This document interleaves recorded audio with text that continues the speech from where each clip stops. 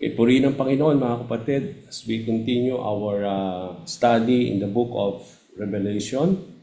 Let us continuously be filled with excitement, with anticipation as we open this prophecy sa lahat ng bawat isa sa atin para maintindihan po natin yung mga what is soon to come as what the Lord has revealed, has revealed in this book of Revelation. So as what we have said, we are now in chapter 11, and if you have your Bible with you, can we open it and read verses 1 to 6?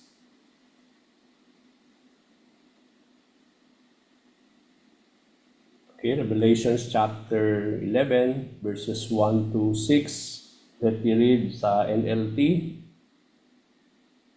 Then I was given a measuring stick, and I was told, "Go and measure the temple of God and the altar, and count the number of worshippers.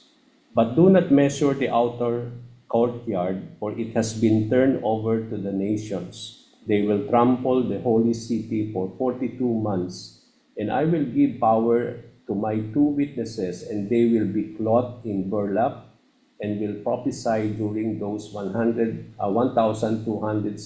days.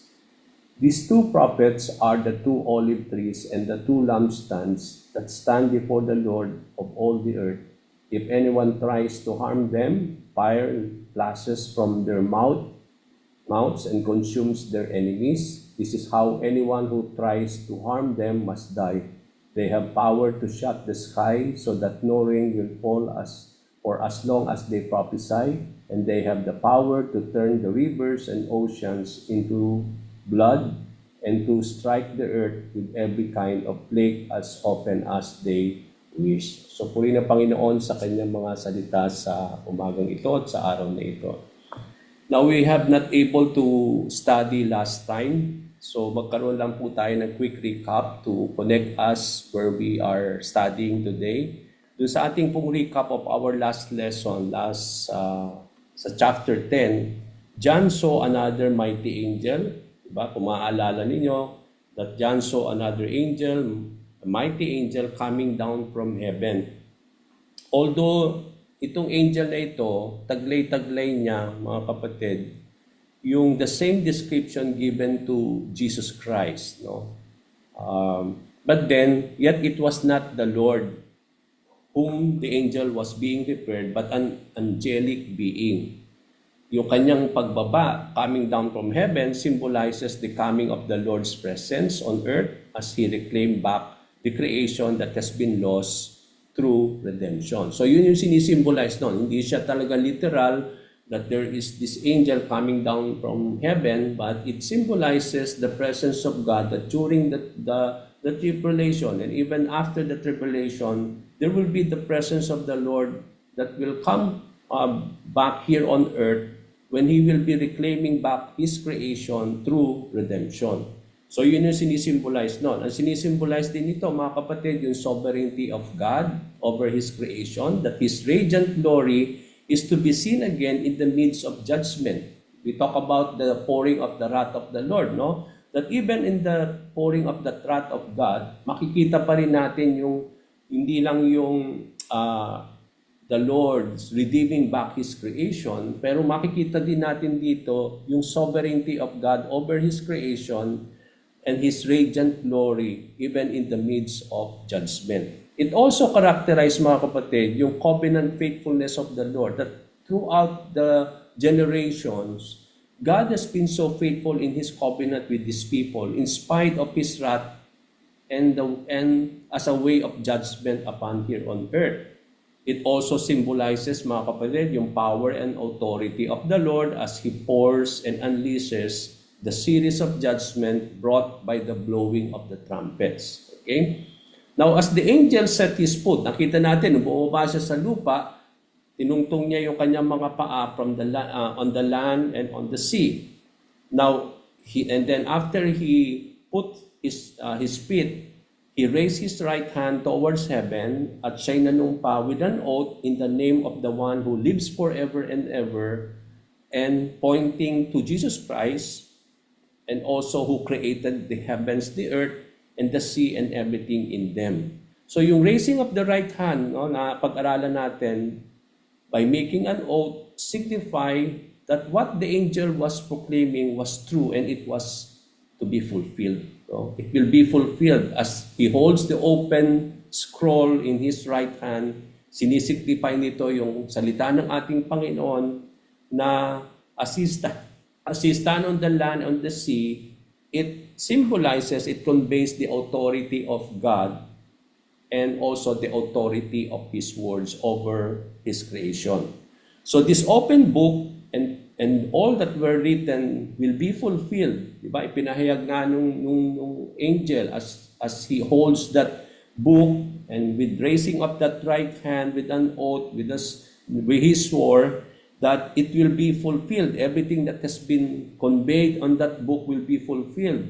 Even yung pouring of the seventh trumpet, judgment, will be executed, that there will be no more delay. No? Sabi doon, yung mga God's mysterious plan will be fulfilled just as is written and announced by the prophets written in the Old Testament times. So this chapter also reminds us that the Word of God is to be taken, to be eaten, and to be proclaimed as John was commanded to take the scroll, to feed on it, and to prophesy to many peoples, nations, and languages and kings. So doon natin makita again the recommissioning of John, what that also talks about us as believers in the Lord, that we are to take the word of the Lord, to eat, to feed on it, and to share it. No, yun yung makikita natin sa buhay ni John when he was again recommissioned by the Lord.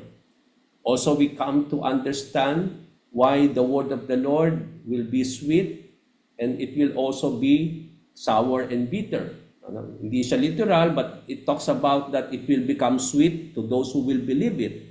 Kasi the Bible and the word of the Lord are full of promises, are full of blessings.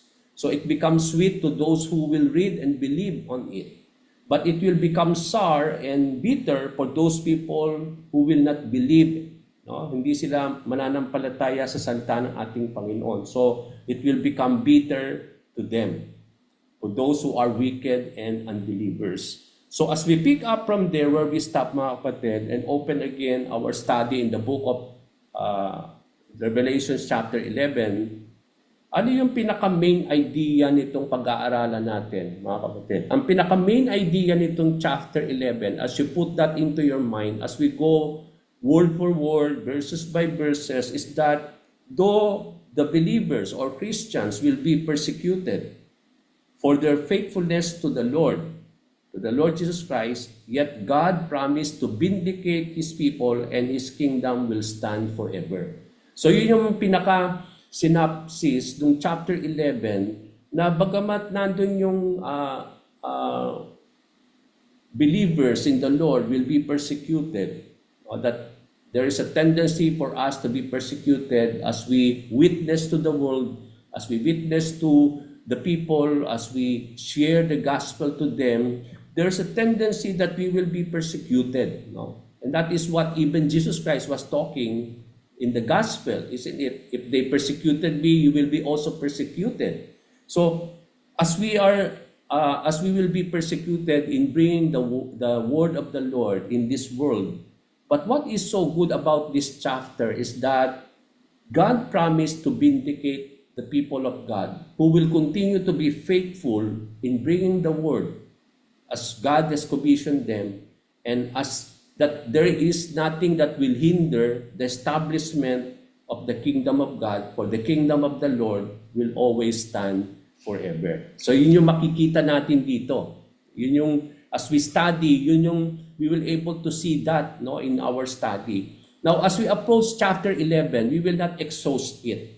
Hindi natin siya pwedeng pag-aralan ng buong chapter. Kasi, mapapansin ninyo, itong chapter 11 na ito, punong-puno ng symbolism. Hindi siya literal, no? Yung titingnan natin dito, hindi siya literal. Kaya, ang gagawin natin, ihimay-himayin natin ito para mapag-alalan natin at malaman natin ano ba ang sinasabi nitong mga verses na ito, ano ang sinisimbolize, ano ang kino-convey nito, para lubos nating maintindihan talaga itong chapter na ito. Kaya ang gagawin nating tatlong parte o 3 parts itong chapter 11. Today we will be studying verses 1 to 6. Next Friday we will be studying verses 7 to 12. And then the remaining part will be verses 13 to 19 sa susunod nating pag-aaral. And that will be now the blowing of the 7th trumpet, opening now for the next series of judgment, yung bowl judgment.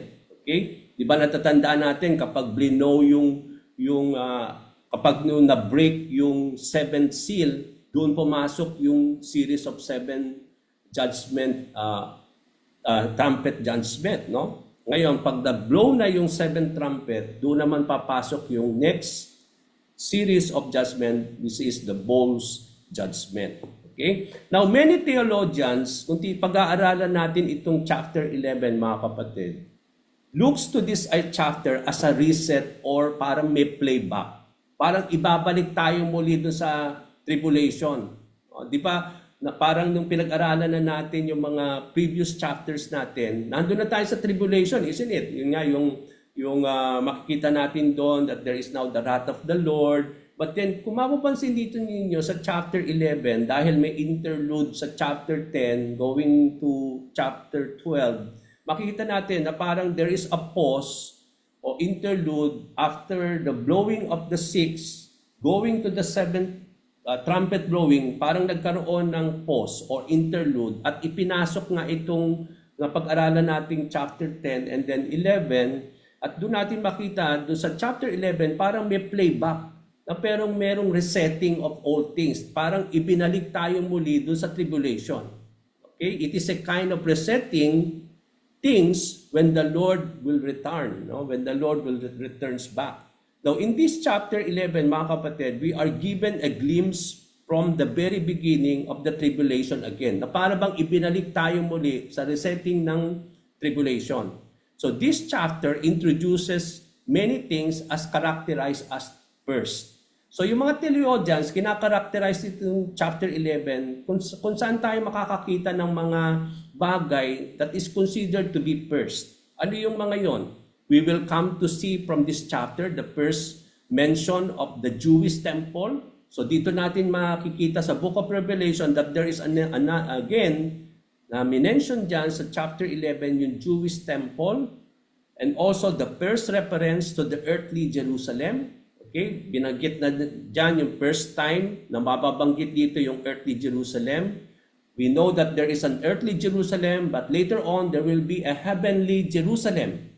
Okay, so dito natin makikita. But in chapter 11, makikita natin yung earthly Jerusalem. Later on, as we go along in the book of Revelation, we will come to see the coming of the heavenly Jerusalem. Okay? The first glimpse of the beast, dito natin makita, doon sa mga previous chapter natin, wala pa tayo nakita yung binanggit dyan ng beast. But then, from this chapter, makita natin yung first glimpse of the beast and the first sightings of the Ark of the Covenant. Later on, sa later part ng chapter 11, wherein there is a blowing of the 7th trumpet, makikita merong sightings of the Ark of the Covenant of God. Okay, di ba yung Ark of the Covenant during the time of Moses. Okay, so it was also here that we hear and see regarding the two witnesses. Okay, dito rin natin makikita at ito yung pag-aaralan natin today that it is what was mentioned that there are two witnesses in this chapter. So Revelation 11 is universally viewed as a challenging and difficult to interpret in terms of its details. Kaya nga sabi ko sa inyo, very challenging at difficult itong chapter 11 kasi ang hirap intindihin. Ano ba itong, mamaya titingnan natin dito bakit ang hirap intindihin ito, bakit difficult siya to interpret. Kaya nga, pagdating sa mga detalya nito, kaya magiging maingat tayo to interpret it as what we come to learn from many sources, and it is a continuation of an interlude, sabi ko nga kanina, or pause before the blowing of the 7th trumpet, bringing the third terror by unleashing the bowls judgment.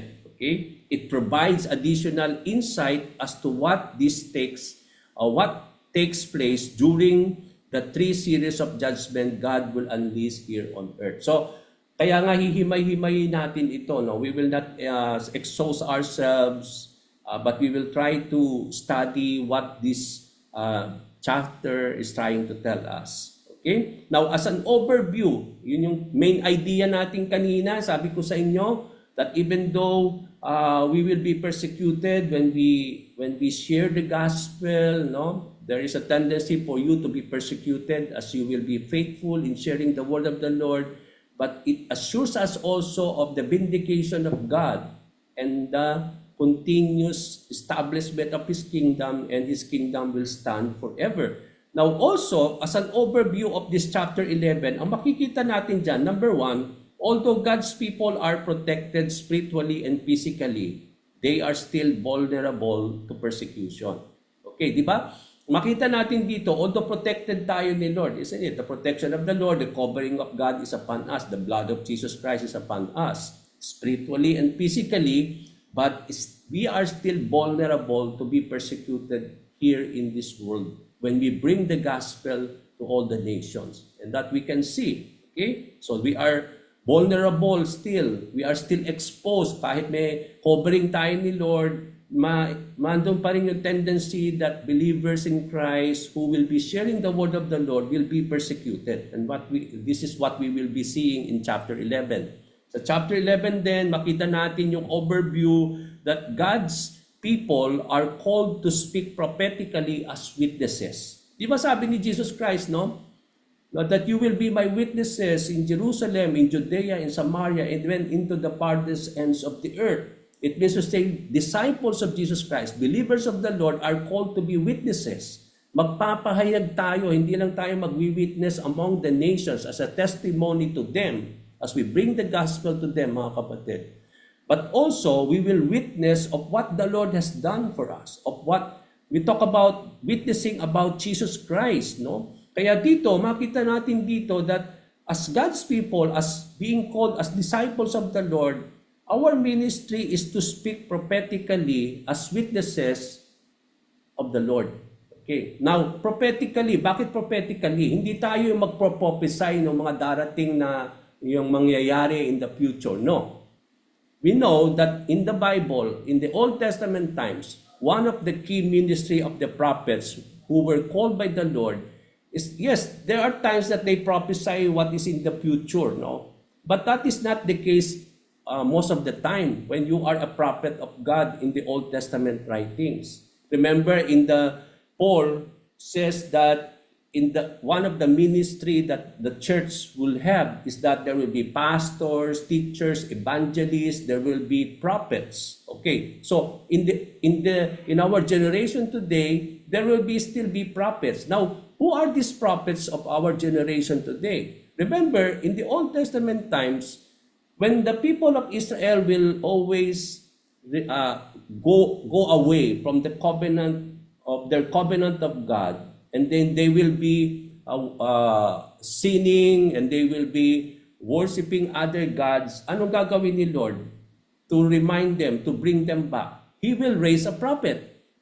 And this prophet will go to the kings, no? Kasi 'di ba ang hari, yung mga hari na itinalaga ng Panginoon, sila yung naglilid ng bayan ng kingdom in those times, and whatever this king will say and ididikta yun ang mangyayari sa buong kingdom, no? So here we will try to see in the Old Testament times that the prophets will always go to the king, that he will remind them that they will need to be faithful again, and even to the people, the prophets will go to the people and remind them that they have a covenant with God, that they are transgressing this covenant out of their wickedness. So ang calling ng mga prophets in those times is for them to go back again to their covenant faithfulness to the Lord.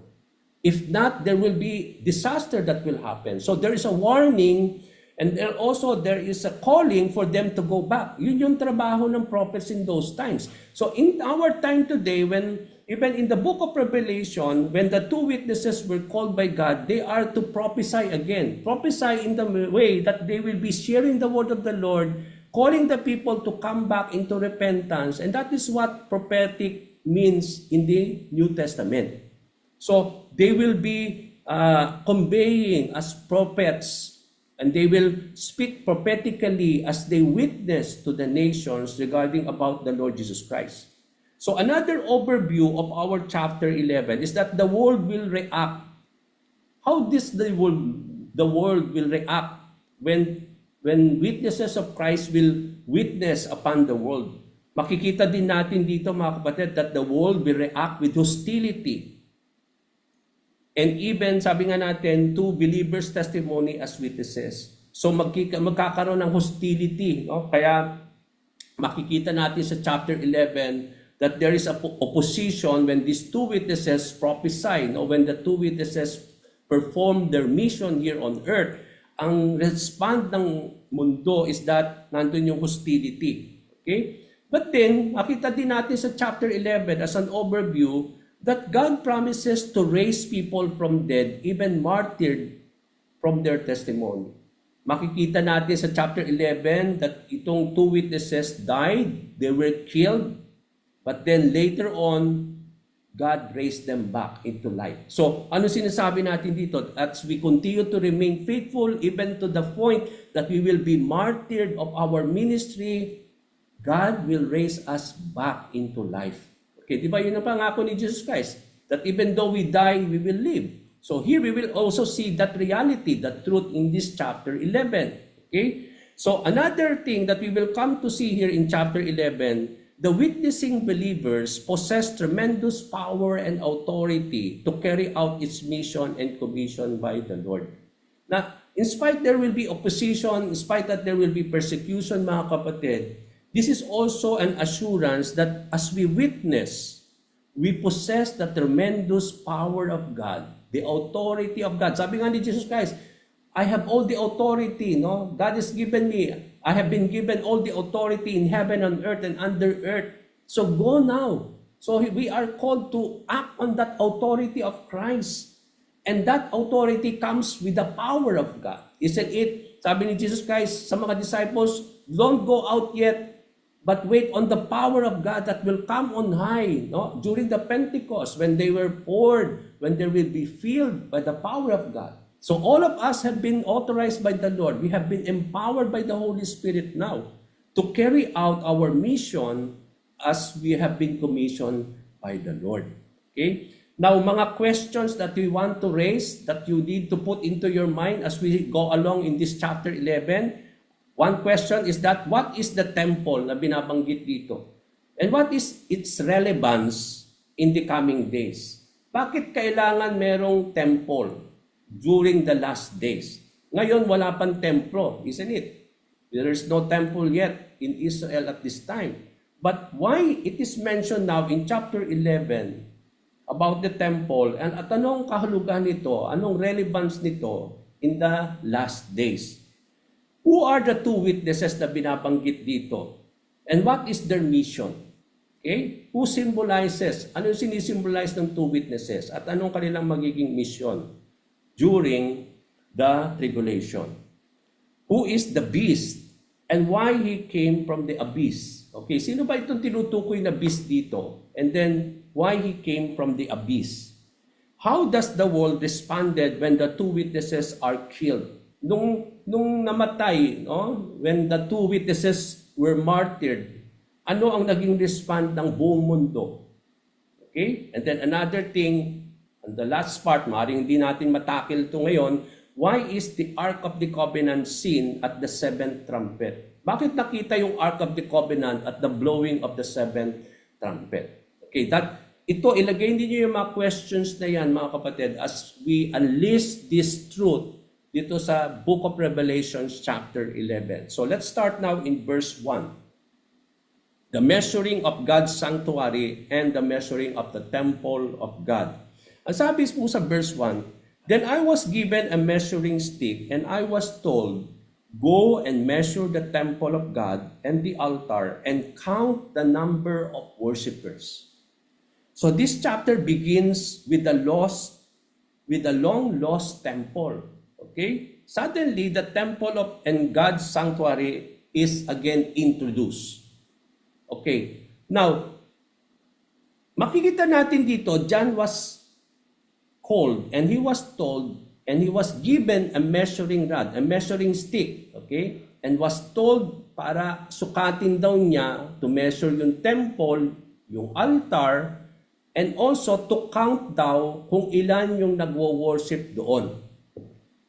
Okay, so yun yung commandment ni God kay John, na binigyan siya ng measuring stick to measure the temple and also to measure the altar and also bilangin to count who are worshiping there. Now, we know that yung measuring stick and to measure the temple, hindi siya literal yan.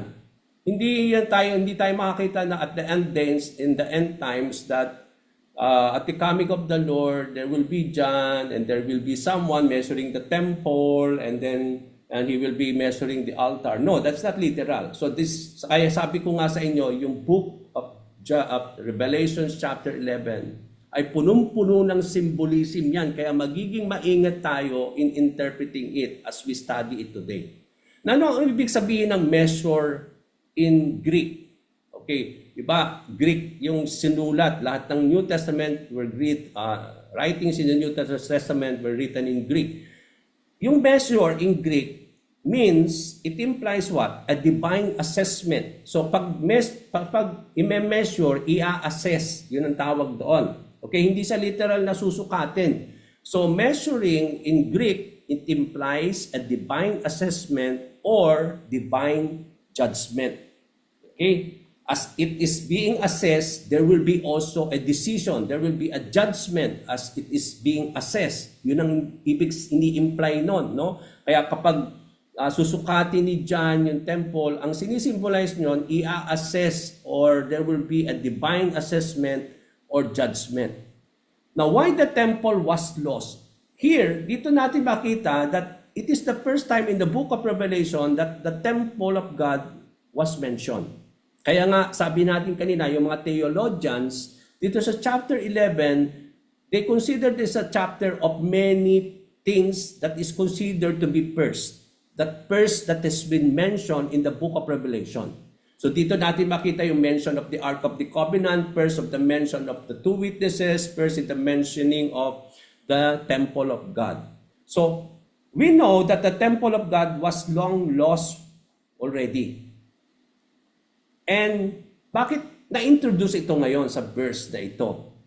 Di ba wala naman natin templo ngayon? Even if you go to Israel, there is no more. Makikita na lang natin yung na-destroy na temple and just a wall wherein the Jews now are wailing there on that wall. They are praying to God, and kung pupunta kayo sa Israel, wall na lang yung makikita niyo yun at parang yun na lang yung original na natira doon, no?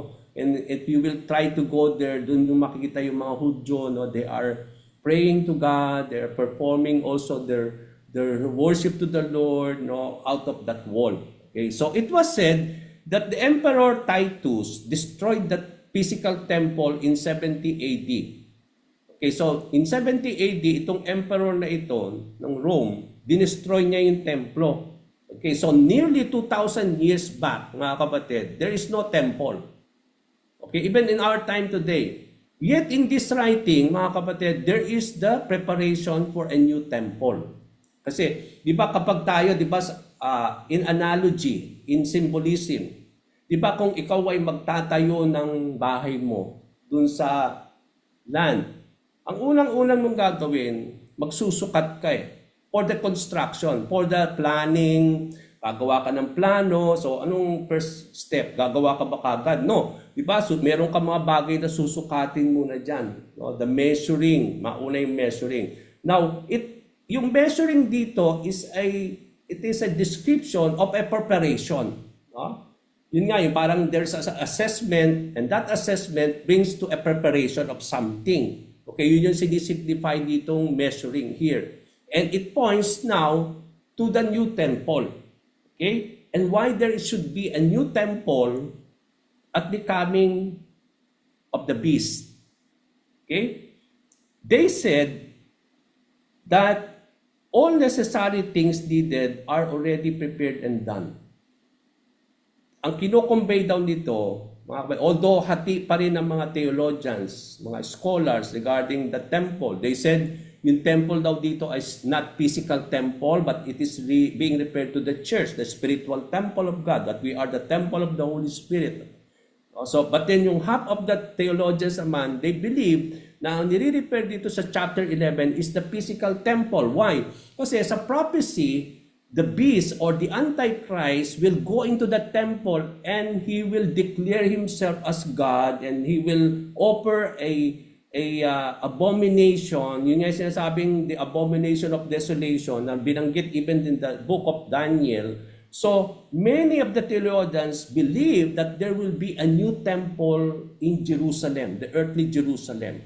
Okay? So, kaya ang sinasabi nila, there are already necessarily things already had been prepared, no? Yung mga plans, yung mga materials daw, clothing, mga vessel and skilled workers are already conveyed before by God when He commanded the building or the tabernacle to Moses. Di ba nung matatandaan natin when God called Moses to build the tabernacle? So prepare nila yung lahat-lahat ng mga material, yung mga workers, mga kinakailangang mga bagay to build the tabernacle. It is the same thing here, sabi nila.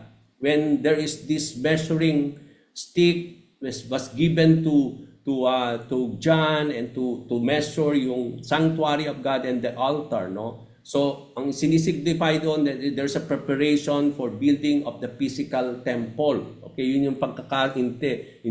Even sabi nila, even yung heifer, the red pure heifer, okay, for the purification of the priest had already been made ready. Okay, so yun yung sinasabi nila. Kasi para i-purify again yung priest that will minister to the temple, there is a need for a red pure heifers for the purification of the priest. Kung babalikan ninyo yung Old Testament writings, for the consecration and for the purification of Aaron and his sons, so kailangan yung purification with the red pure heifer. Okay? So it was understood that the temple will be rebuilt or there will on the Temple Mount. Ano yung Temple Mount? It will be Jerusalem. At this time, kung makikita natin yung Aqsa Mall lang, yung golden, the Dome of the Rock. Pag sinabi natin Dome of the Rock, yun yung mosque, yung may golden na mosque dun sa Jerusalem. So that is the Aqsa Mall, Aqsa Mosque. So at the moment, kung makita natin doon, yun yung makita natin sa Temple Mount, sa Jerusalem. There's no temple. So it is said that the Temple Mount repaired is the Mount Moriah where Abraham sacrificed his son Isaac. Okay? So yun yung pagkakaintindi nila na yung Temple Mount, it is where it is called the Mount Moriah where Abraham sacrificed his son Isaac. Historically, mga kapatid, why it has been lost, the temple has been lost, mapakaganda na balikan natin. Bakit nawalan ng templo? The two temples have been built on the Temple Mount in Jerusalem. 2 beses na built yung temple.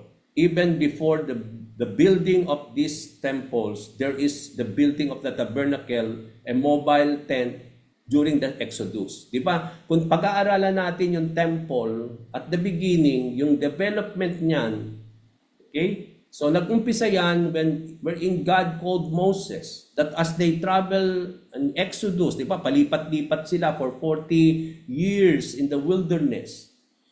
God called Moses to build a tabernacle, yung collapsible tabernacle, a collapsible tent na kaya natitiklop siya, kaya dadalhin nila yon as they travel, and then kapag humimlay sila at they settle on a place, ibibuild nila uli yon where they will offer sacrifices, wherein there is the tent of meeting where Moses will meet God, and then they will be conveyed to the people. Okay, so yun yung collapsible tabernacle. Okay? Then later on, nag-umpisa yon mga kapatid, and later on, there are two temples that has been built. First temple was built by King Solomon for 7 years. Okay? For 7 years, makita natin doon ginawa yon, no? Come to think, it was constructed for almost 7 years. In 1 Kings chapter 6, verse 37, that it was built for 7 years, but was destroyed by Nebuchadnezzar in 587-588 BC. Di ba nung sinakop sila ni Nebuchadnezzar at that time, winasak nila itong temple ni Solomon. Okay? The second temple naman was built by Zerubbabel. Di ba? After Nebuchadnezzar destroyed this temple, yung mga exile dinala sa Babylon. Okay? Now, when they returned back, no, after 70 years of exile, no, during the time of Persian king, no, si Darius and those kings, no, there's a decree now for them now that they can go back. Okay, as they go back in series of groups, ang naunang group was led by Zerubbabel. Okay, the second, when they came there, and also with Ezra, when they came back to Jerusalem, and because there is no temple, that's the time that they built this temple by Zerubbabel and was later extended by King Herod. Kaya na-built yung templo during that Zerubbabel at the return of the exile.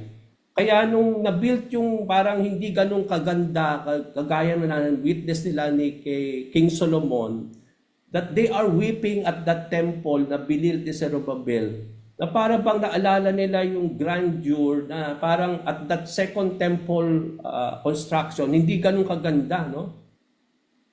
But late, tumagal yung temple na yon till the time of King Herod.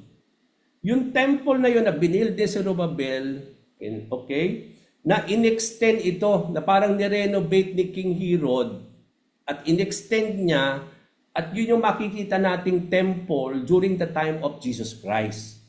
Okay, yun yung during the time of the Lord, di ba? May temple na yun yung makita. It was built by Herod, but first built by Zerubbabel, pero in-extend lang, ni-renovate ni King Herod, kaya nagkaroon ng temple in those time. But again, it was demolished and destroyed in 70 AD by Emperor Titus. Okay, so doon natin makita that it was again destroyed. So yung development of the temple theology, doon natin makikita yung development ng theology about temple, no? That later on makita natin there is no temple in the time of the Lord. There is the temple of binilt ni King Herod out of Zerubbabel. Di ba when they were at that temple, yung mga disciples, they were so amazed by this temple. But sabi ni Jesus Christ to them, no, don't be amazed of this because at the last time, all these stones will fall back. Okay, it is already prophesied by the Lord that it will be also be demolished, that it will be destroyed. And then, remember when Jesus Christ was conveying, no, there's this false witnesses that is dahil wala silang makita to accuse the Lord.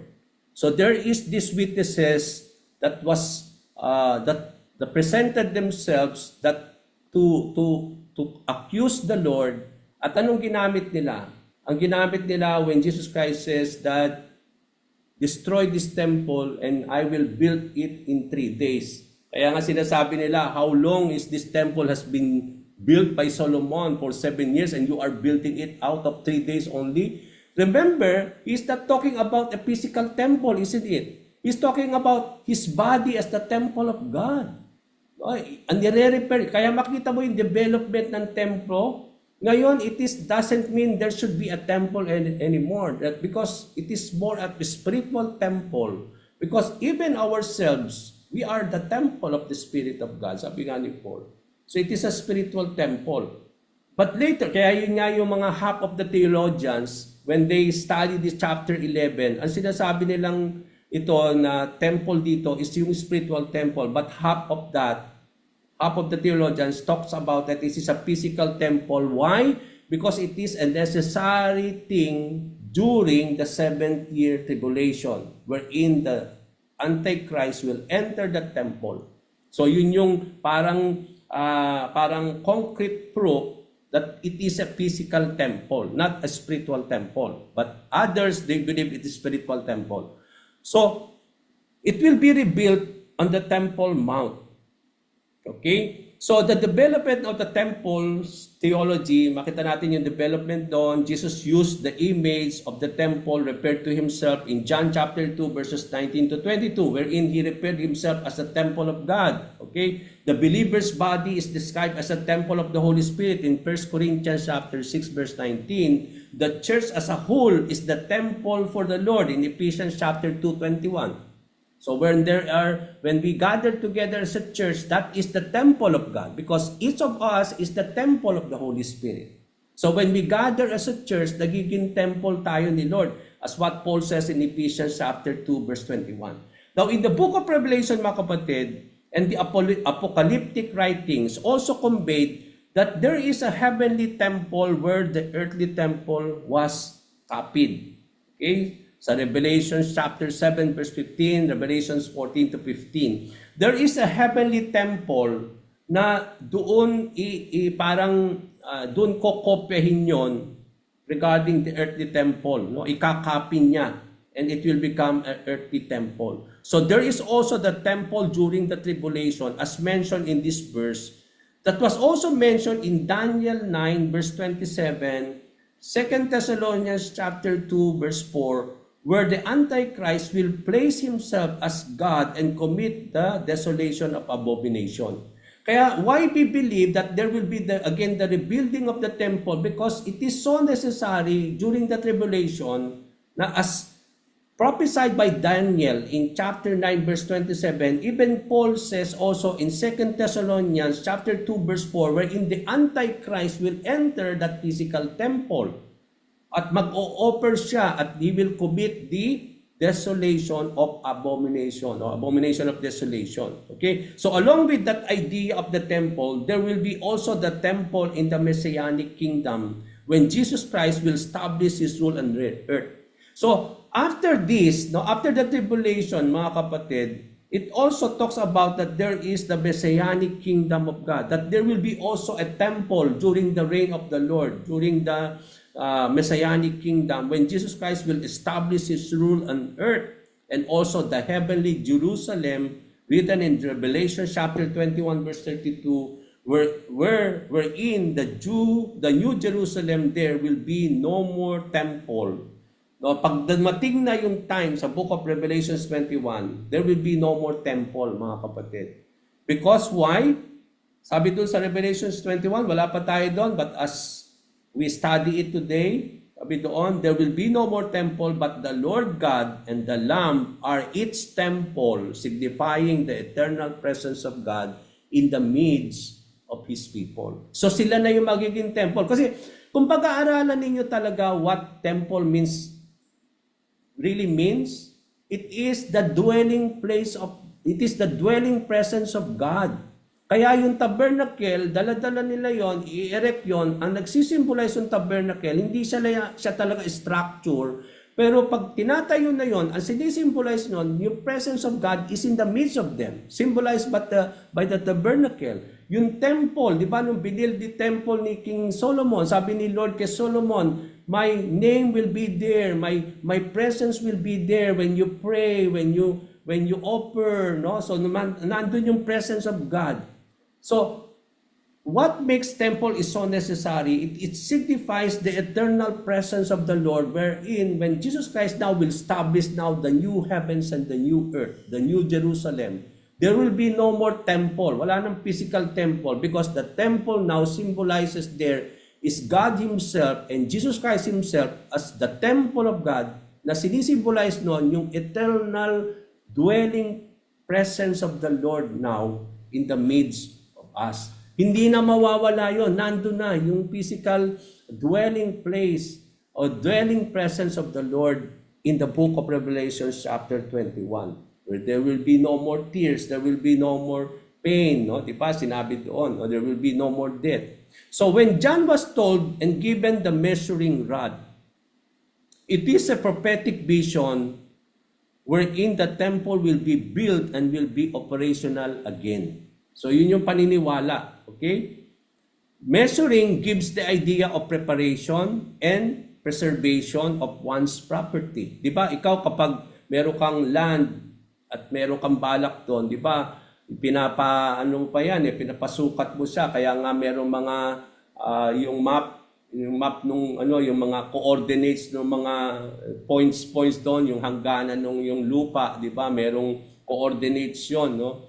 Kaya ka mag-hire ka ng geodetic engineer na sa-survey noon, i-measure niya yon, no? So it implies what? Preparation, kasi you are parang you want also to preserve your property, kaya pinasusukat mo para tatayuan mo siya ng mga muhon, tapos lalagyan mo ng bakod, and for that to happen, for that you need to measure it. Okay, so it speaks of God's ownership.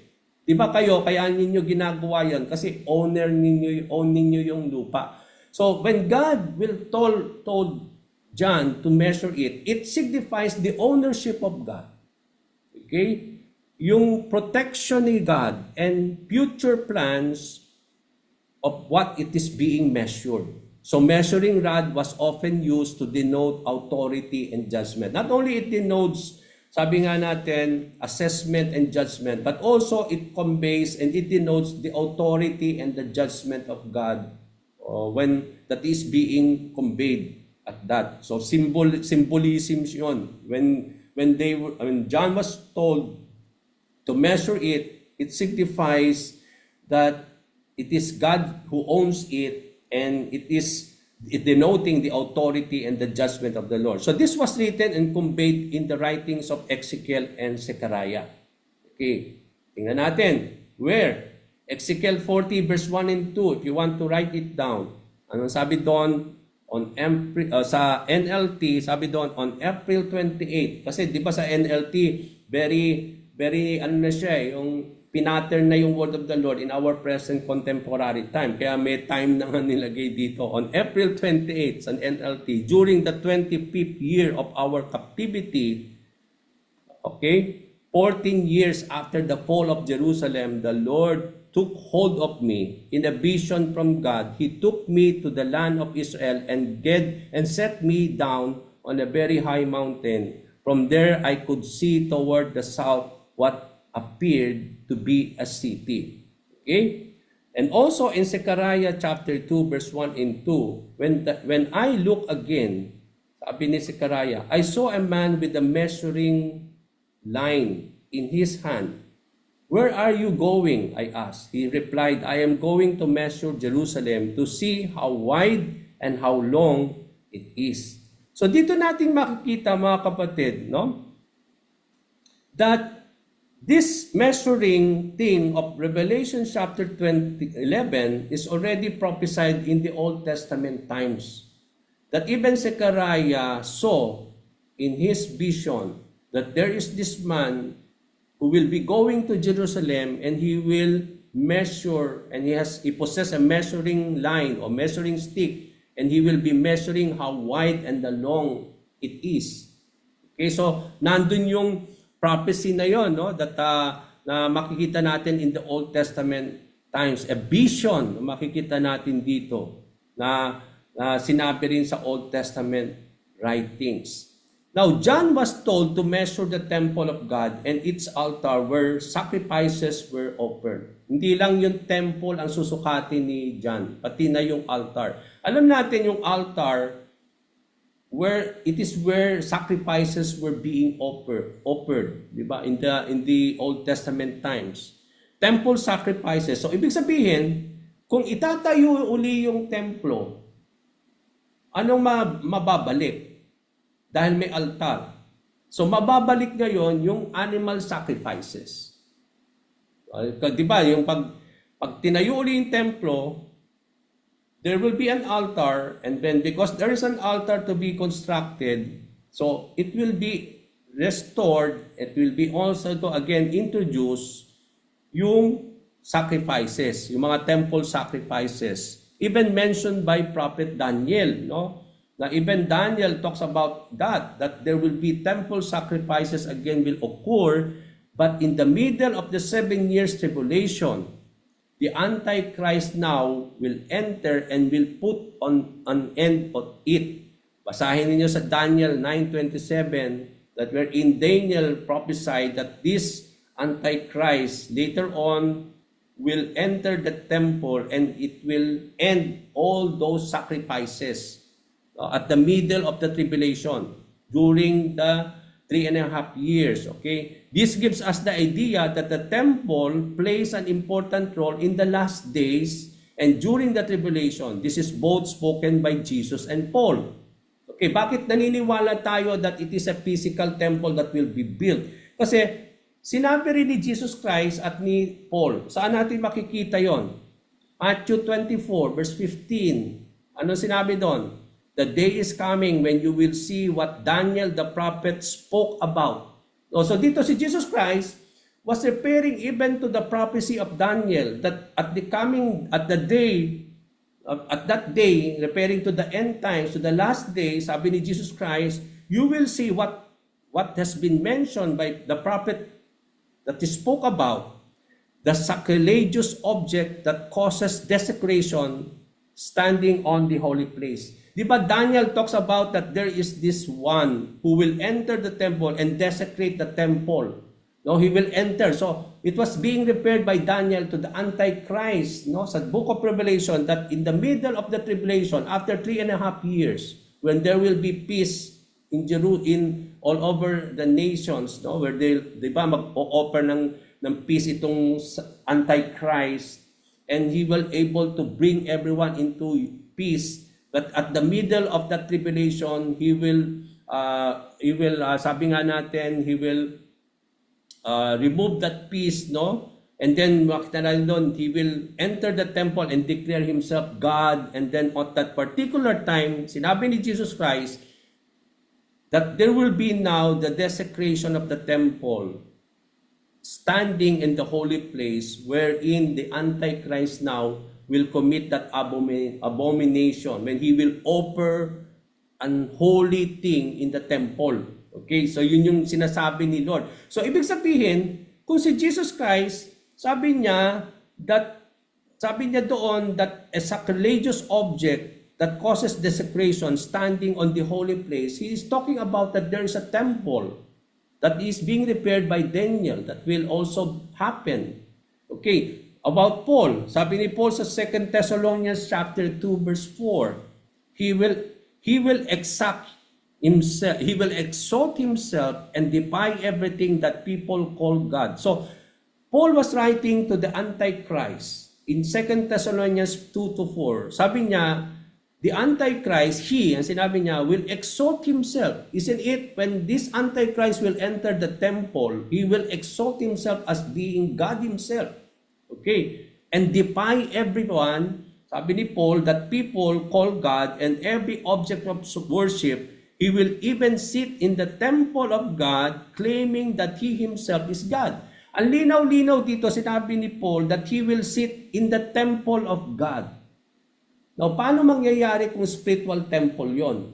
Hindi po pwede, di ba? Paano siya magsisit on a spiritual temple? So, it talks about that Paul even acknowledged that even Jesus Christ acknowledged that as what Daniel wrote, that in the last days, there will be a temple, there will be object of worship, sacrifices, but it will be stopped by the Antichrist, and then he will commit a desolation of abomination by offering something unholy in that temple, which is considered holy, and then he will sit himself in the temple of God, claiming that he is God himself. So kung walang temple na physical, paano mangyayari lahat yon? As what the Bible says. So that proves itself why many theologians believe it is not being referred to the church or spiritual temple, but more of a physical temple in the last days. So we need now to be watchful. Kailan itatayo yon? So kung wala pa yung templo, so maaaring there will be a preparation for it already that's being done today. Okay? So although some theologians believe that the temple mentioned in Revelation 11:1 was not physical temple but a spiritual temple referring to the church, and they see no reason for the temple to be rebuilt. However, as conveyed by Jesus and Paul, the future will be built during the last days. Okay, wala pa tayo sa last days, isn't it? Yes, we are about to go there now. Nandun yung mga sign. Pero hindi pa talaga ito yung last days eh. We are now going on that last days. Nandun yung mga signs, but we are now approaching last days. But in the last days, there will be a physical temple to be built. Now, concerning the command for John to count the numbers. Now, bakit kailangan niyang hindi lang i-measure? What symbolizes na bakit kailangan daw niyang bilangin yung mga worshipers? Now, who are these worshipers being mentioned here in that temple? Are they Messianic Jews ba who believe in Jesus Christ as Messiah, or Jews who will worship in unbelief?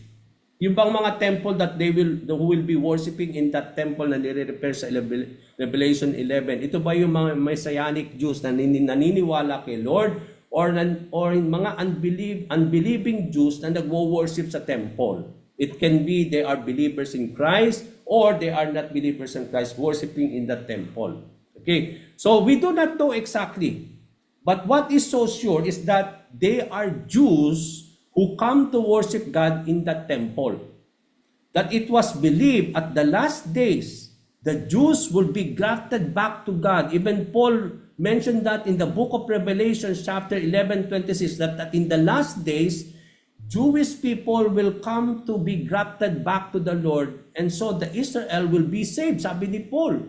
Now, at this time, medyo nag-aano pa sila, makita natin yung hardening of the hearts of the Israelites today, the Jewish people, but it was prophesied by Paul that at the last days, these Jewish people will be grafted back.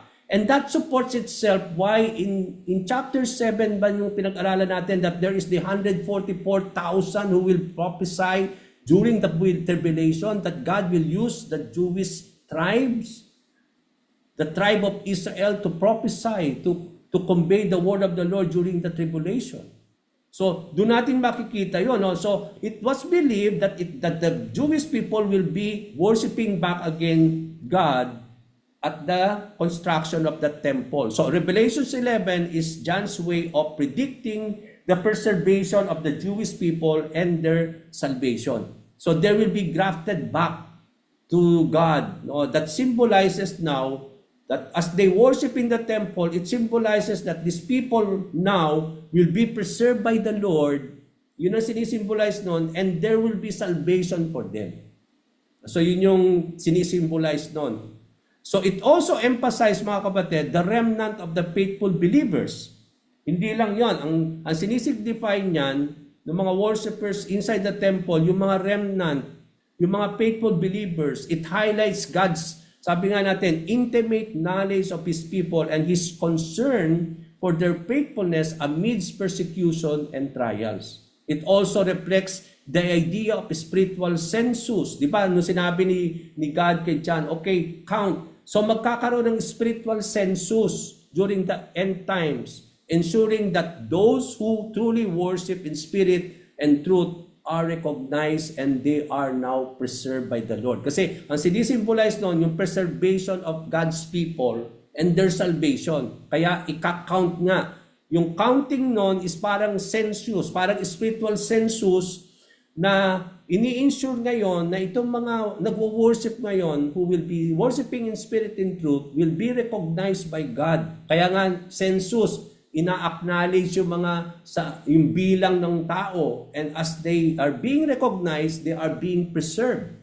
No? Kaya di ba sa Pilipinas, kaya nagkakaroon ng census kasi merong balak ang gobyerno para malaman nila yung bilang, kasi meron silang not only to preserve them and to recognize them, but also it brings them also for the government to implement things, no, para alam nila kung ano yung ibibigay sa mga tao, knowing the number of them. So it is that for that purpose also, for the people to be recognized, also for them to be preserved, no, by God at that particular time. So it is more of a symbolism din, yung counting of the worshipers. So but how could a temple be rebuilt? Ngayon ang tanong natin, kung ito'y physical temple, paano maitatayo? Kasi at that moment, yun nga yung scenario ngayon sa Jerusalem. There is this Dome of the Rock, no? yung Aqsa Mall.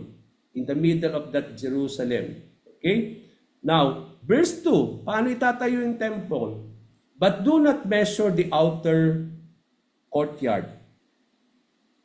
I-measure daw niya yung temple and altar, but then, sabi niya ni God kay John, do not measure the outer courtyard, for it has been turned over to the nation, to the Gentiles. Sabi doon, they will trample the holy city for 42 months.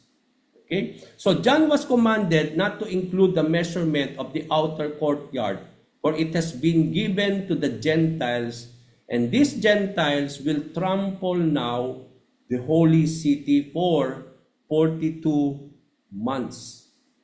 Okay? So, this indicates that the Jewish temple and the Muslim Dome of the Rock could be side by side.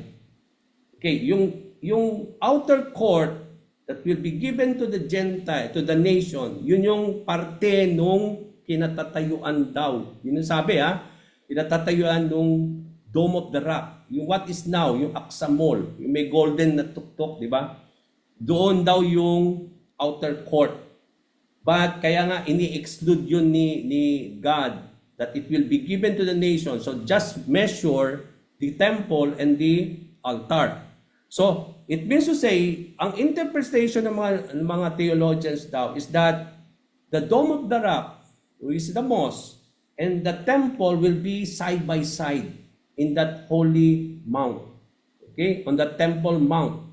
Okay, so yun yung kanilang interpretation dyan. That it will be side by side. It suggests distinction between the holy and what is not. Kaya nga, temple and the outer court. Yung outer court is the court of the Gentiles. Ngayon, di ba kung pag-aaralin niyo yung temple during the time of Jesus Christ, ito yung temple, meron yung outer court, at yung outer court na yun, ang sinasabi doon, it is the court of the Gentiles, the outer court of the Gentiles. So yun din ang binabanggit sa Book of Revelation. Ang sinisimbolize daw ng outer court at ng temple is that there is a distinction of a holy place and also what is unholy. So yun yung binabanggit dyan. Sinisimbolize daw dyan yung the holy and what is not. Yun yung sinasuggest noon, yung distinction ng templo, ang sinisimbolize daw noon in what is holy, at yung courtyard of the Gentile nations, ito yung nagsisimbolize ng what is not holy. It suggests Gentile dominion over the sacred spaces. Kasi that Gentiles will trample the holy city. Okay? Papasukin niya yung templo.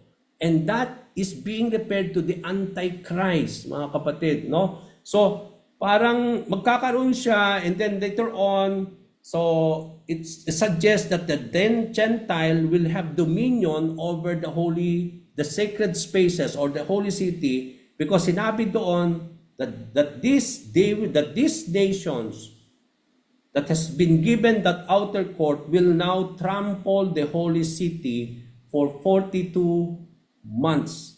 Kung kukumputin ninyo yung 42 months, how many years is that? 3.5 years. That is the second half of the tribulation, wherein the Antichrist, the beast, will trample the holy city of God. Ang nire-refer doon, na Gentile doon, is the Antichrist. Okay? So, Jerusalem now, so after that, so itong 40 months is equivalent to 3.5 years that is referred to the second half of the tribulation period, when the people of Israel will flee to the place. Kasi itatrample yung holy place. So what is being said here is that, di ba, i-break ng Antichrist yung kanyang treaty with all the people, with Israel. So magkakaroon ng war. Okay, so ang mangyayari, the people of Israel will flee to the place and they will go to the wilderness prepared for them. So Jerusalem is called the holy city here. Later in verse 8, Jerusalem will be given the name Sodom and Egypt. Kaya kung mapapansin niyo sa verse 8, ano yung nire-refer doon na Sodom and Egypt? It is being referred to the holy city, which is Jerusalem. It will become like Sodom and Egypt during the 3.5 years or the 42 months where the Gentile will trample the city of God. It will become Sodom. Ano yung sinisimbolize ng Sodom and Gomorrah? Diba? Ano yung sinisimbolize ng Egypt during the time of Pharaoh? Ganun din daw ang mangyayari during the second half of the tribulation where the Antichrist now will proclaim himself and enter the holy city and the holy temple of God.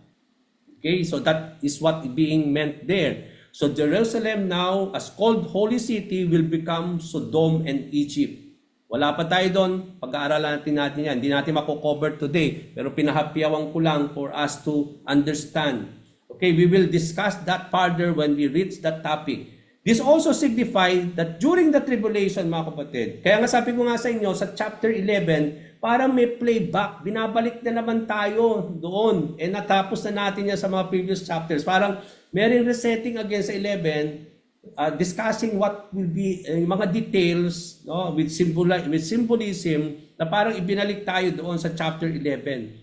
Okay, so also the holy city, particularly the temple, will be desecrated by the Antichrist that will be leading to the abomination of desolation na binabanggit ni Jesus Christ, binabanggit ni Daniel. The Antichrist will break his peace treaty with Israel, signifying Jerusalem will be trampled for 3.5 years or 42 months. Now, let's go now to verse 2. At that time, when that happened, God will now raise 2 witnesses. Okay, verse 2, and I will give power to my 2 witnesses. So pag nangyari yan, there will be the coming of these 2 witnesses. And they will be given by God. And I will give power to my 2 witnesses, sabi ni Lord.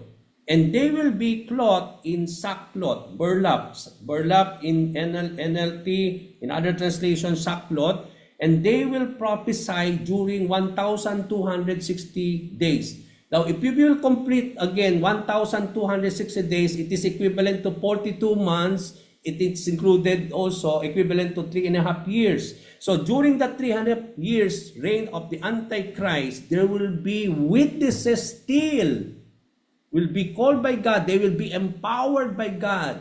Okay? Kagaya nitong 144,000, no? During the tribulation, there will be the seal of God on their forehead, or the sign of God, no? Kung merong mark of the beast, the 666, sabi nila, meron namang mark of God that symbolizes the protection of God for those people who will prophesy, for those who will witness in the tribulation during the reign of the Antichrist. Okay? So, God will raise 2 witnesses. Itong witnesses na ito will be given power, and they will clothe in sackcloth, and they will prophesy during that time. For 42 months, for 1,260 days, equivalent to 3.5 years, on the second half of the tribulation, during the reign of the Antichrist. So for 42 months, 3.5 years, God in sovereign power gives the holy city over to the nation to be trampled. So isasubject ni Lord yung Jerusalem sa mga nation. Symbolizes to the Antichrist. Okay? They will trample the holy city. Jerusalem and its people will be subject to intense opposition. Yun nga yun. Expect that there will be opposition. Expect that there will be persecution for those who will believe in the Lord during the tribulation. At the witnessing of these people who will be called by God. However, God will raise up 2 witnesses, no, who will be given power, who will come having the spirits of Moses and Elijah. Who are these 2 witnesses? Now, there are several parang suggestions by many theologians. It is both na parang mga prophets sila or tao sila, but also not only humans. Sabi nila, yung 2 witnesses is the Old Testament and the New Testament. Today, we use the scriptures as a witness to the nations. Di ba sabi ni Jesus Christ, preach the gospel as a testimony to the nations. So when we preach the gospel, it is both the old and the new. Di ba? Kaya nga, ang sabi nila ng mga theologians, yung two witness na yan na gagamitin at the tribulation, at the half of the tribulation, symbolizes yung Old Testament at yung New Testament. It is the one, the word of the Lord will become, that will witness, that will testify at that time. Sabi din nila, it is the witnessing church and the witnesses of the believers. So it is both the church and the believers, witnesses. Sabi naman nila, Elijah and Enoch. Kasi nga, sila yung mga hindi nakaranas ng kamatayan. They are caught up in the air and then God took them. Na ganun lang sila. Okay, so they said that this Elijah and Enoch will come back in the tribulation. So yun yung sinasabi nila. Also, it talks about Elijah and Moses, which is later on, pag-aaralan natin na parang sila yung tinutukoy talaga dito. Okay, why? Mamaya titingnan natin. Also, they referred that two witnesses to Zerubbabel and Joshua. Kay Elijah and kay Elisha. Sabi nila si James and also John in the New Testament. They also talk about Peter and Paul. This is it in the New Testament.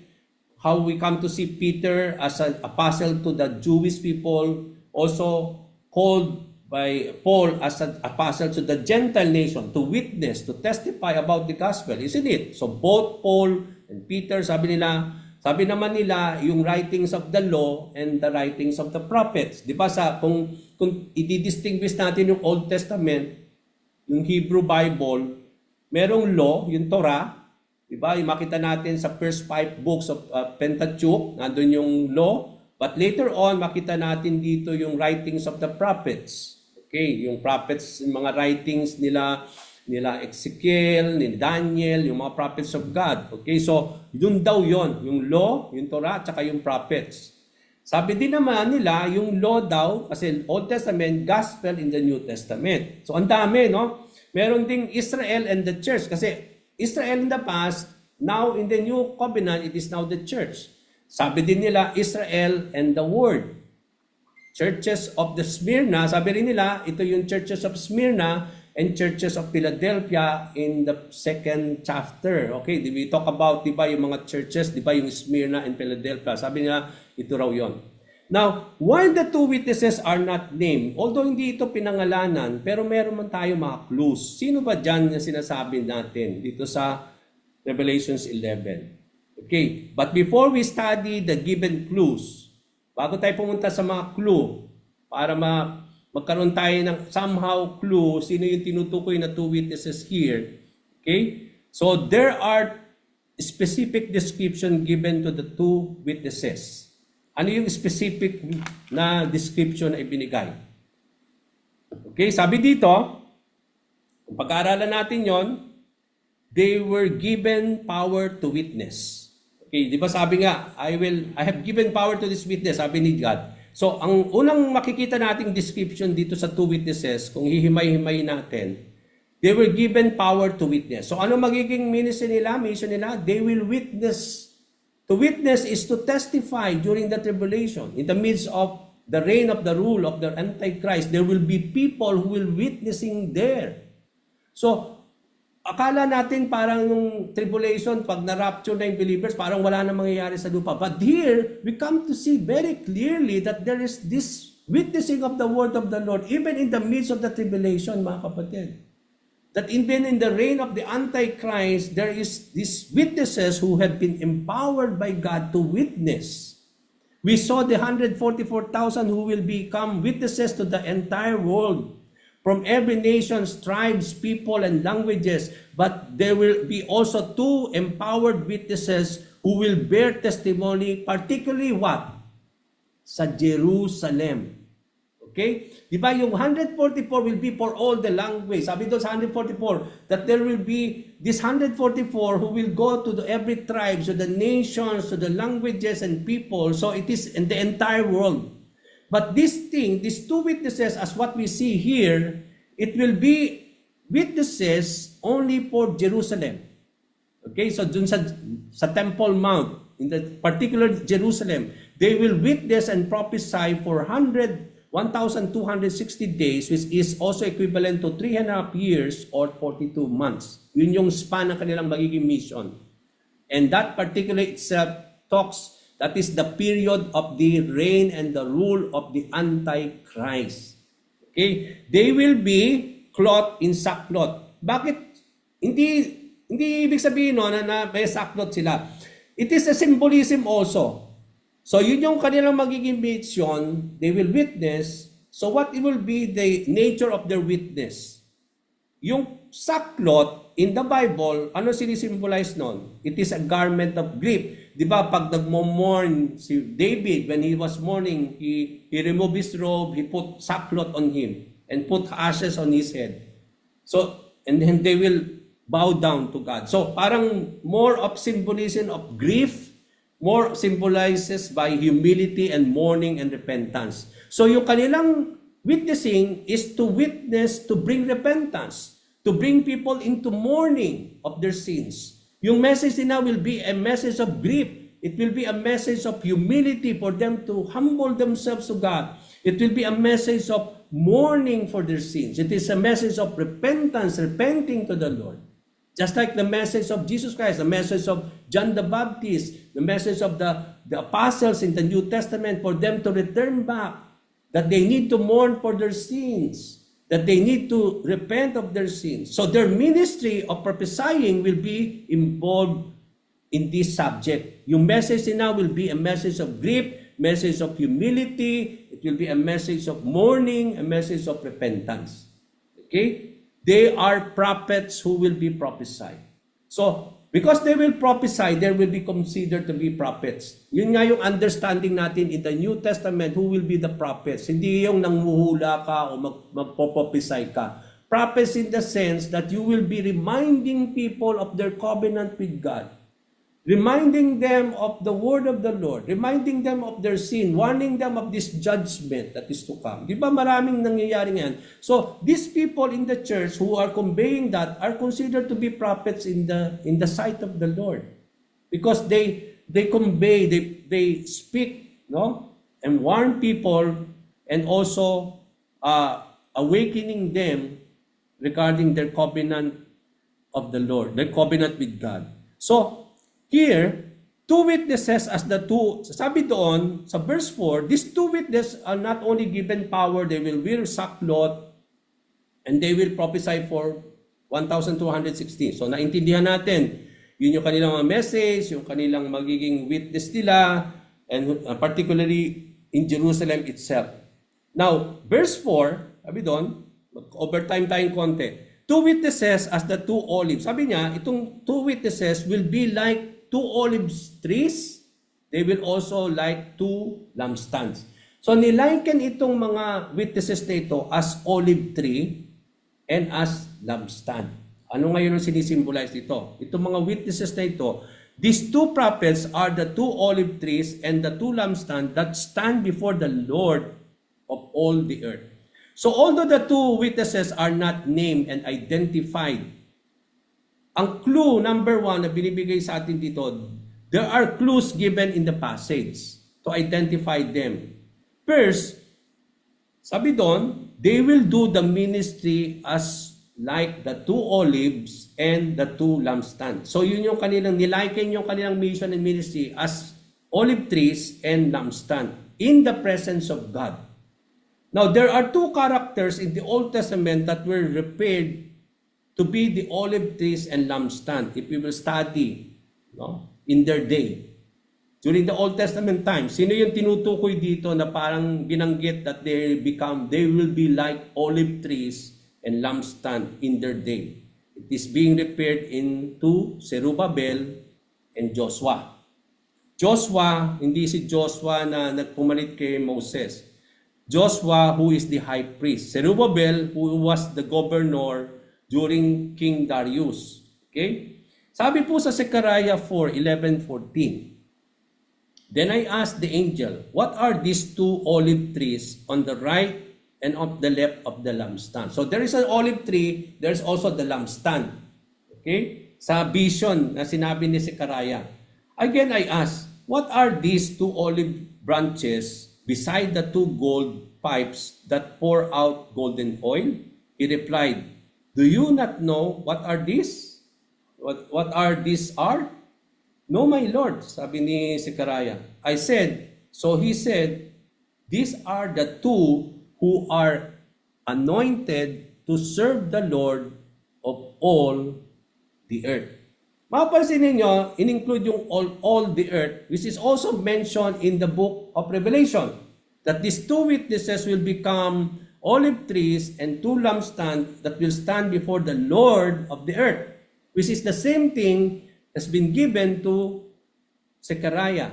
Okay, so olive tree. Bakit? Ano yung magiging ministry ng olive tree at ng lamp? Okay, ano sinisimbolize ng olive tree tsaka ng lamp? Yung olive tree provide oil for the lamps. Ang ginagamit nilang para magliyab yung mga lamps in the time of Jesus, in the Old Testament times, mga oil galing sa olive tree. Yun yung parang nagiging parang para magdingas na patuloy yung lamp. Yun yung oil, kaya yung oil. Remember the five foolish virgins and the five wise virgins, they prepared oil. Yung oil doon, olive oil. Okay, yun yung ginagamit na parang pangliyab ng lampara. So, olive oil provide oil to the lamps. Yung lamp naman provides light. Para magkaroon ng light, kailangan ng oil coming from the olive tree. Okay, so the two witnesses will be bearers of the divine light of God. So, kagaya ni Zerubbabel at ni Joshua, itong two witnesses to will be like them, that they will become like olive tree. And they will become like, that they will bear the light of the Lord, having the oil of the Spirit. So they are anointed. Kaya nga sabi ni Zerubbabel, ni Zechariah, sino yung tinutukoy dito? These two, sabi niya, are anointed who will serve the Lord of the earth. So itong two witnesses na ito, just like the olive tree and the lampstand, these two witnesses in the time of the tribulation, they will be light in that time. And also, not only they will be bearers of the divine light of God, but it's also that they have the oil of the Spirit. The anointing of the oil symbolizes by the olive tree that provides oil to the lamp. So, Zerubbabel and Joshua were faced with many challenges ng mga panahon na yun, no? But they will overcome, for it is not by might nor by power. Di ba sabi sa Zechariah 4:6, kaduktong noon sa verse 4:6, na Zerubbabel at si Joshua as the high priest, they will face challenges. But then they will overcome it. Why? Because sabi doon sa Zechariah 4 earlier, after that, it is not by might nor by power, but by the Spirit of the Lord. So these two witnesses will really face challenges, just like Zerubbabel and Joshua. But there will be the might and the power and the Spirit of the Lord. It is not by their might they will do that. It is not by their power that they will witness in the time of the revelation, but there is the Spirit of God upon them. Kaya nga yung anointing of God will be upon them as they bear light during the tribulation. So they will rebuild the second temple. Diba? Si Zerubbabel at si Joshua, ginamit ni Lord para i-build yung temple dun sa second temple, as I have said. Diba? Itong two witnesses will become like Zerubbabel and Joshua. Si Joshua naging high priest dun sa tinayo na templo ni Zerubbabel. Ito ngayon, two witnesses will become like Zerubbabel and Joshua, the high priest, who will be bearers of God's light, who will be having the oil of the anointing of God, of the Spirit. But also, they will be the one who will be used by the Lord to build again the temple during the second half of the tribulation. Okay? So, during the first half, okay, kasi so second half, may nakatayo ng templo. So, bago mag-second half, when the Antichrist will enter the Jerusalem, meron na dapat templo. So, it means to say, on the first half, during the peace, where there is peace, this is, ang sabi nila, doon daw itatayo yung temple. Okay, the third temple. Okay, so, on the first half of the tribulation. they too will be likely that the third temple will be rebuilt. Now, who are being mentioned here, who will be like Zerubbabel and Joshua, having like Zerubbabel and Joshua, they will be key to the building of the temple, possessing the oil of God, the Spirit of God, and also being bearers of light who will witness the truth during the tribulation. It gives us again now, it boils down to sa napakaraming suggestion. Sabi nila si Elijah raw at si Enoch. But for me, and to the many theologians, I believe it is Moses and Elijah. Bakit? Why Moses and Elijah? All given clues as written from verses 5 to 6 point to them. Ano yung sinabi sa verses 5 to 6? If anyone tries to harm them, itong two witnesses who will be having the oil, like olive tree and having the lampstand, like lampstand. Sabi doon, if anyone tries to harm them. So when they witness during the tribulation, many will try to oppose and harm them. So if anyone tries to harm them, sabi ni Lord, so there is the protection of God. Fire flashes from their mouths and consumes their enemies. Okay? This is how anyone who tries to harm them must die. So anyone who will harm these two witnesses during the tribulation, there will be fire coming from their mouth, and all of them will die. So we know that it's not physical, no? How will fire will come from the mouth of those two witnesses? So it is more of symbolism. We will talk about that. Okay? So symbolism yon. They have power to shut the sky. So itong two witnesses, there will be not only fire will come out from the mouth of them that will consume those who will oppose them, their enemies. Pero sinabi rin ni God kay John, they have the power to shut down the sky so that no rain will fall for as long as they prophesy. During the time of their mission, if they will, out of that power, they can shut the sky so that there will be rain, there will be famine. Okay?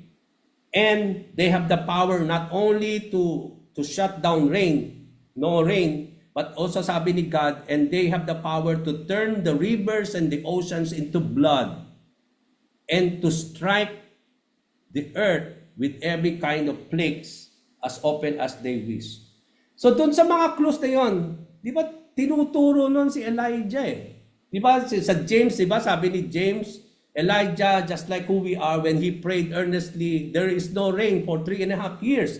Come to think, 3.5 years, the same it is being described here. And then when he prayed, when he prayed again, there is rain. Now, di ba in the time of Moses, during the time of Exodus, when he strike the rivers and the ocean, it becomes blood. Okay, when he strike the earth, there are plagues, different plagues during the time of Pharaoh. So here, the two witnesses, what I was trying to say to you, it may be, ito lang it is just one option, that it can be Moses will be coming back and Elijah will be coming back. Just like in the transfiguration. Di ba the disciples, when Jesus Christ transfigured, nakita nila sino? It is Moses and Elijah were transfigured with the Lord. Or it may be an implication of that at the coming end times. Hindi ko lang sinasabi na it will be physically talaga sila. But it can become like a person like with the spirit of Elijah and Moses. It can become like, it can be them, or it can be a different person having the spirit of Zerubbabel and Joshua. Just like Joshua and Zerubbabel. And also having the spirit and power of Elijah and Moses, to the power given to them by the Lord. Diba sabi ni God, I have given them power. So that power, they can shut the sky without rain, and then they can turn the oceans into blood. So it means to say, they can strike plagues in the earth. And that itself will be, sabi nga natin, will also contribute to the judgment and to the wrath of the Lord. So earlier, the two witnesses will be given power to shut the sky so that no rain will fall, and the power to turn and strike the earth with every kind of plague, turning all the water, rivers into blood. This description of power power points to Moses and Elijah. It was expected that Moses and Elijah will come back at the end time. Sabi nila, ng mga theologians, it was expected that they will come back. Yun ang sabi nila, no? Anyone who will try these two witnesses to be harmed will end up in death. They will consume their enemies and they will die. Okay? Why the identifying clues and passage point to Moses and Elijah? Bakit? Bakit we end up with Moses and Elijah? Kasi if anyone tries to harm them, fire comes from their mouth and devours the enemies. Both Moses and Elijah, makita natin yung fire na yon in their time of ministry, in their day. Paano natin nakita yung Moses? Moses, where fire was part of the plagues upon Egypt and in judging the rebels and in the rebellion of Korah, di ba? In Exodus chapter 9, 23 to 24, Numbers 16, 28 to 35, if you have come to understand that, di ba, na pag-aralan ninyo yan, go back to that. There is a place wherein fire was part of the plagues upon Egypt and in judging based on those passages. Elijah, di ba? Who battled with the priests of Jezebel and Baal, isn't it? Who called down fire upon his enemies in 2 Kings 1:10 to 14. So both of these, Elijah and Moses, talks about this fire coming, no? So it is not coming from their mouth, but they can bring the fire of God to consume the enemies. So doon natin makita, no, sa ministry itong dalawang to, that it will happen also that the protection of the Lord, what God is trying to say, that these two witnesses, whether it is Moses and Elijah exactly, or a two different person having the same spirit of Elijah and Moses, will be protected by God. There is the power of God upon them, that God will protect them from their enemies. It is the Lord who will consume their enemies. Okay, not these two, but it is God who will consume them. So these men, as I will be ending na, have the power to shut up the sky so that it will be no rain during this time. Elijah, who had the power to shut up the sky so it does not rain, and it didn't rain for 3.5 years. Exact time of the ministry of these two witnesses written in James chapter 5, verse 17. Malachi 4, verse 5. Look, I am sending you the prophet Elijah before the great and dreadful day of the Lord arrives. So why they believe that Elijah will come at the last times? Because it was prophesied by Malachi in chapter 4, verse 5. But before the day, the dreadful day, and before the day of the Lord that will come, that sabi doon, before the dreadful day, before the day of the Lord, sabi doon, look, sabi ni God, I am sending you the prophet Elijah before the great and dreadful day. Ano tinutukol na great and dreadful day doon of the Lord? It is the tribulation. So why they believe that Elijah will come? Because it is prophesied in the book of Malachi. They have the power to turn the waters into blood and to strike the earth with every kind of plague as often as they wanted. Moses, bakit si Moses? The plague of the blood was one of the Moses brought upon Egypt in Exodus 7, verses 17 to 20. Moses points to the variety of plagues that Moses, through God's power and enabling, struck Egypt with different plagues. Isn't it? Now, as I end, Deuteronomy 18:15, Moses continued, bakit there will be someone like Moses that will be coming? Although, sabi nila, itong pangako sa Deuteronomy 18-15 points to Jesus Christ, but it can be also what Revelation 11 says. Ano yung sinabi sa Deuteronomy 18:15? Moses continued, the Lord your God will raise up for you a prophet like me. From among your fellow Israelites, you must listen to him. Although they said this is Jesus Christ, what Moses was trying to say, that there will be a prophet like Moses, referring to Jesus. But it is also the same thing that can be as what Revelation 11 says, that there is this prophet who will be called by God, just like Moses. among their fellow Israelites who will be used by the Lord. Okay? So whether literal Moses and Elijah, mga kapatid, even Elijah with Enoch, or future prophets, it may be not like them, it may be Enoch and Elijah, it does not matter. Hindi natin pagtatalunan yan, mga kapatid. But what is so clear here, that during the tribulation, there will be two prophets by God who will be empowered by the Lord, whether it is actually Moses and Elijah, or Enoch or Elijah, or different prophets. The text expresses real people commissioned by God with unstoppable authority until their task will end. And there will be the protection of God and the power of God resting upon them. The two witnesses can be not also literal. Maring di two lang talaga yon. No? Although two was mentioned there, but then that two can become also not actually literal two. But what is so sure, mga kapatid, is that there will be people at the end times during the reign of the Antichrist who will be called by God, who will be empowered by the Lord with His anointing, with His oil, being the light to these people now, who will be also witnessing during the tribulation. And that also points to the type of Christ. Okay, para maging exciting ang pag-aasa. Kasi next week pa yon. These two people will be killed. 3 days, they will not be buried. They will be killed.